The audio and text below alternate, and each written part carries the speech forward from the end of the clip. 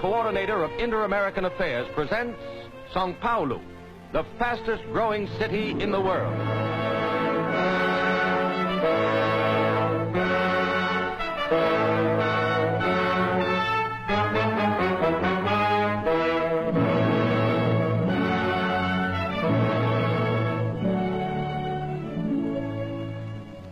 Of Brazil's 7 principal cities, Belém, Recife, Bahia, Belo Horizonte, Rio de Janeiro, Porto Alegre, São Paulo ranks second. Situated about 300 miles from Brazil's largest city, world-renowned Rio de Janeiro, about 50 miles inland from Brazil's largest port, Santos, the city of São Paulo, with its 1,300,000 inhabitants, is today the leading industrial city in Latin America. Starting at Santos early in the 16th century, a handful of Jesuit priests laboriously ascended about 2,500 feet of the precipitous escarpment known as the Serra do Mar. On the plateau above, at the Indian village of Piratininga, they established a mission. On January 25th, 1554, these hardy pioneers celebrated their first Mass. It was the anniversary day of the conversion of St. Paul, and hence the new city was christened St. Paul, or as they say in Brazil, São Paulo. Great and glorious has been São Paulo's history. The Ipiranga Monument, built and dedicated to freedom. Here on September 7th, 1822, young Prince Regent Pedro of Portugal rose in his stirrups and raised the famous cry, "Independence or death," which made Brazil forever free of Portugal. On a hilltop overlooking this monument, appropriately stands the Ipiranga Museum, one of Brazil's notable cultural institutions and housing an historic record of over 400 years of Brazil's civilization. To Paulistas, which residents of this modern city and state are called, statistics and figures are important. For instance, a visitor will quickly learn that in 1920, São Paulo's population was 579,000, but that in 1940, it was more than doubled, 1,330,000. That the rate of increase between 1930 and 1934 was higher than Los Angeles, Detroit, Chicago, or New York. That the temperate climate, averaging 69 degrees for the warmest months and 57 degrees for the coolest, combines admirably with the heritage of their pioneering forefathers to make them highly energetic, enterprising, and productive people. Let us examine some of these facts and figures. Brazil is the largest coffee-producing country in the world. 60 to 70% of Brazil's coffee is grown in the rich red soil of the state of São Paulo. Brazil is 4th in world cotton production, and again São Paulo is her foremost producer.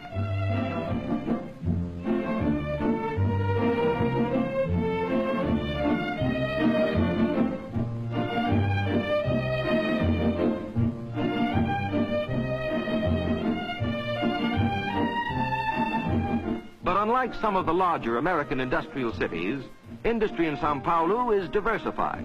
The list is long. A modern wire and cable factory employing 2,500 people.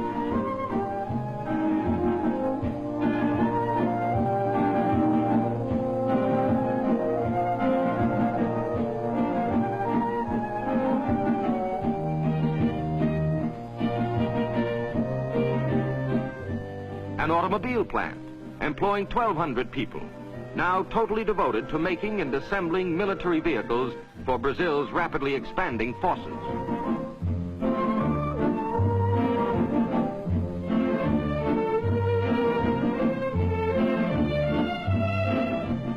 A tire factory employing 1,350 people.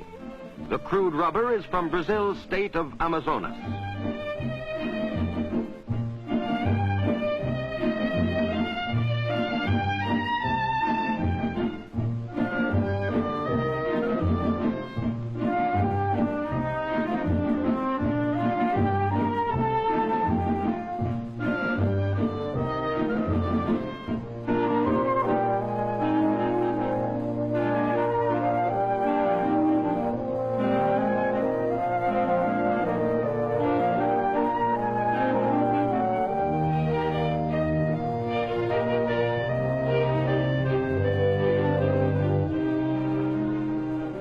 surgical supplies factory. Every square foot is designed to meet the high sanitary standards required in this type of operation.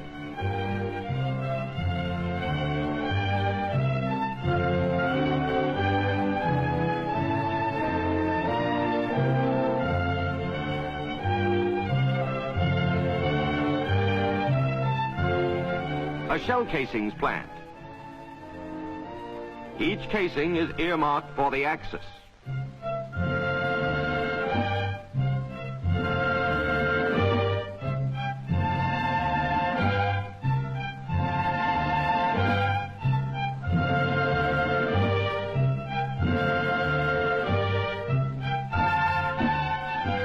Nitroquímica of Brazil, employing 5,000 people, working round the clock, 7 days a week, producing dynamite, gun cotton, and other explosives.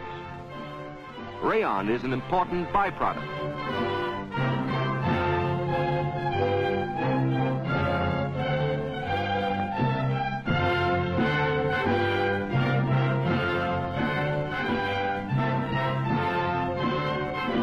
Pharmaceutical and biological products.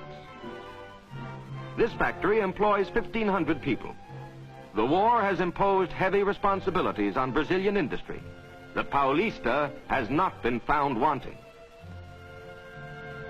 To turn the wheels of his expanding industries, he has sought and found additional inexpensive hydroelectric power. This was no simple problem.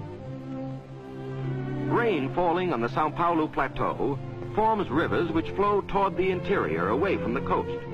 A daring engineering plan evolved. Why not harness these rivers, stem their flow, back the waters to the rim of the plateau, and then send them rushing down the steep escarpment of the Cerro do Mar to a hydroelectric plant below? The plan for this great engineering feat was transferred to blueprints, and soon there rose huge dams to stem the flow of the rivers. Soon large pumping stations were reversing their normal course. The waters formed large artificial lakes, and soon they were developing a head of 2,300 feet as they were sent downward through huge steel tubes to the turbines below. The plant has a capacity of generating over 250,000 kilowatts and is capable of further development to considerably more than twice that amount. This, combined with 4 other smaller power plants, has produced a total of 275,000 kilowatts. The São Paulo businessman is not only an enterprising manufacturer and creator, he is also a top-flight salesman. Here on these spacious, attractive grounds, over 400 firms annually display their wares.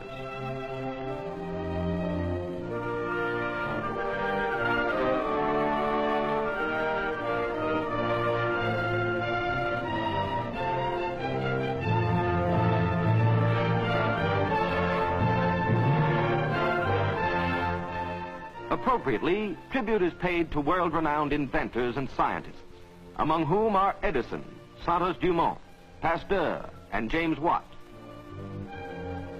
But proud as the Paulista is of his industrial achievements, he hasn't overlooked the other factors required in giving expression to a rich, full life.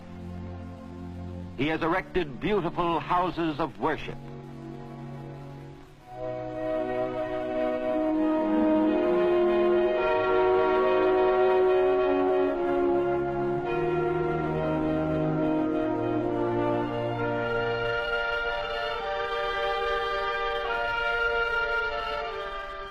Home and family life is characteristic of Brazilians, and the Paulista is no exception. This residential district is typical.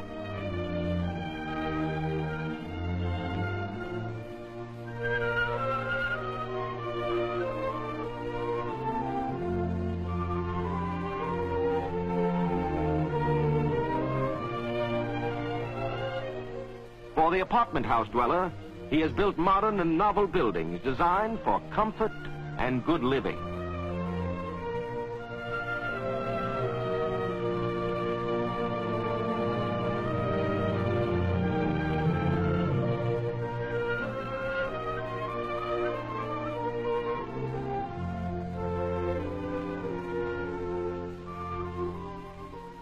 His schools and universities are progressive and numerous.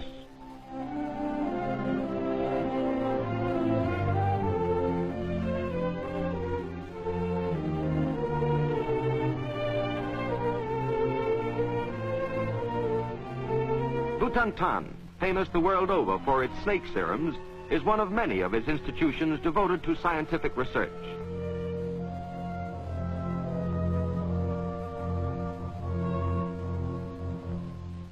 He has produced preeminent educators like Dr. Vital Brazil, one of the founders of Butantan, and Dr. Jorge Americano, rector of São Paulo University and president of the Brazilian United States Cultural Institute.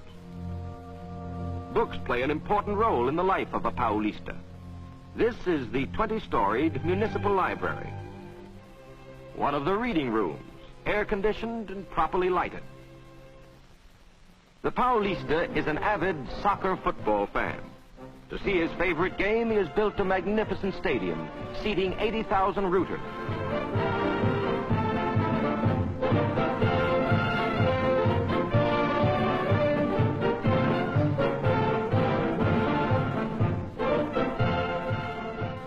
Throughout the city, he has provided his children with numerous playgrounds and large outdoor swimming pools. All activities are supervised by teachers and attendants.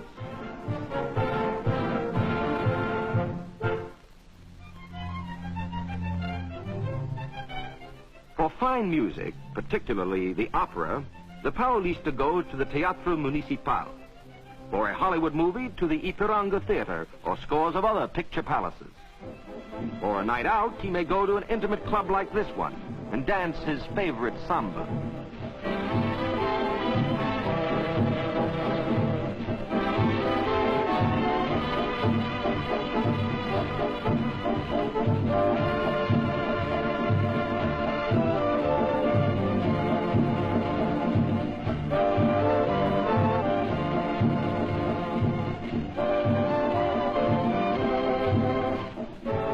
Wife or daughter, he's built large department stores like this one, or smart exclusive shops like these.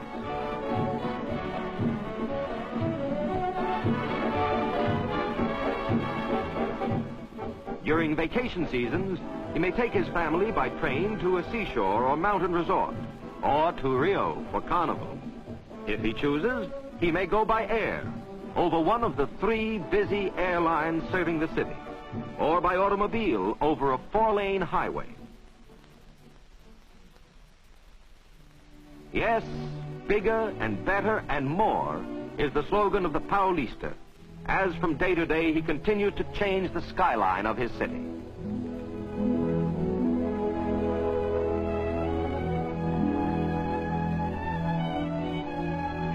Reflecting the spirit of Ramos Azevedo, São Paulo's great architect and builder, the Paulista is building new streets,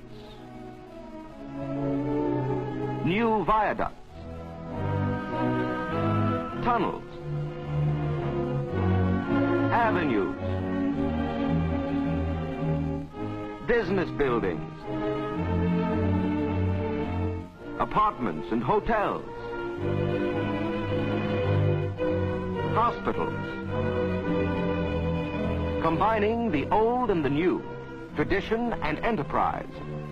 São Paulo can proudly look back on centuries of work well done and can look forward to an assured future in orderly and progressive Brazil.